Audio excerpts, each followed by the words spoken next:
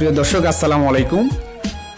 আমি বগুড়া চান্দু স্টেডিয়াম থেকে সবাইকে শুভেচ্ছা এবং স্বাগতম। প্রিয় দর্শক, আপনারা জানেন 2006 সালের পর থেকে এই চান্দু স্টেডিয়াম পতিত পরে রয়েছে। আন্তর্জাতিক মানে কোনো খেলা এবং দেশীয় খেলাগুলো এখন আর অনুষ্ঠিত হয় না। শুধুমাত্র বগুড়া জেলার কিছু ক্রীড়াবিদ, কিছু খেলোয়াড় এখানে নিয়মিত প্র্যাকটিস করে থাকেন। আপনারা দেখতে পাচ্ছেন অনেকটা পড়ে রয়েছে। স্টেডিয়ামের লাইটগুলো নষ্ট হয়ে যাচ্ছে, চারিদিকে ভঙ্গুর এক অবস্থায় চলছে।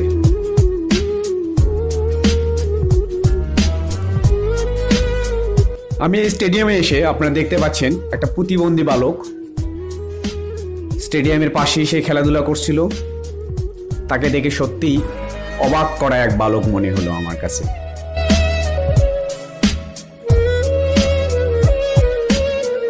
দেখুন, সে বলের পিছে তার একটি পা নেই, তারপর কিভাবে দৌড়াচ্ছে।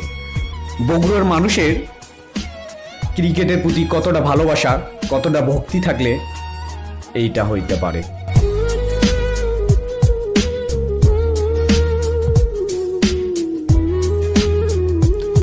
বিস্ময়ে বালকের বাড়ি স্টেডিয়ামের পাশেই মালগ্রামে। স্থানীয় এক নিম্ন বিত্ত পরিবারের সন্তান। সে পঞ্চম শ্রেণীতে পড়াশোনা করে, তার বাবা একজন রিক্সা চালক। এরপরেও প্রতিনিয়ত সে এখানে স্টেডিয়ামের বাইরে প্রতিদিন বিকেলবেলা এখানে খেলতে আসে।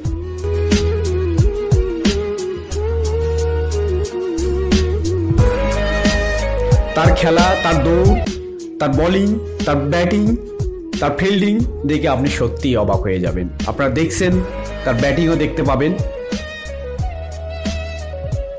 সে এখন ব্যাটিংয়ে এসেছে, ব্যাটিং প্র্যাকটিস করছে। আমার এই ভিডিওটি যদি কোনো ক্রিকেট প্রেমী, কোনো ক্রিকেট অনুরাগী দেখে থাকেন, তাদের প্রতি আমার আকুল আবেদন, এই প্রতিবন্ধী বালককে, যেহেতু প্রতিবন্ধীদের একটা ক্রিকেট রয়েছে, তাকে সেখানে জাতীয় পর্যায়ে যেন খেলানো যায়। তার খেলার প্রচণ্ড আগ্রহ। একটি পা নেই, একটি পা না থাকলেও সব কিছু জয় করা সম্ভব, তাই বালক তার প্রমাণ।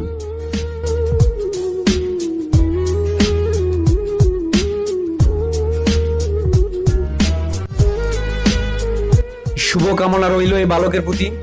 আগামীর দিন সে জাতীয় দলে, প্রতিবন্ধী দলে চান্স পাবে, এই আশায় কামনায় আজকে ভিডিও শেষ করছি। প্রিয় দর্শক, ভিডিওটি যদি আপনাদের ভালো লাগে অবশ্যই লাইক, কমেন্ট এবং সাবস্ক্রাইব করবেন।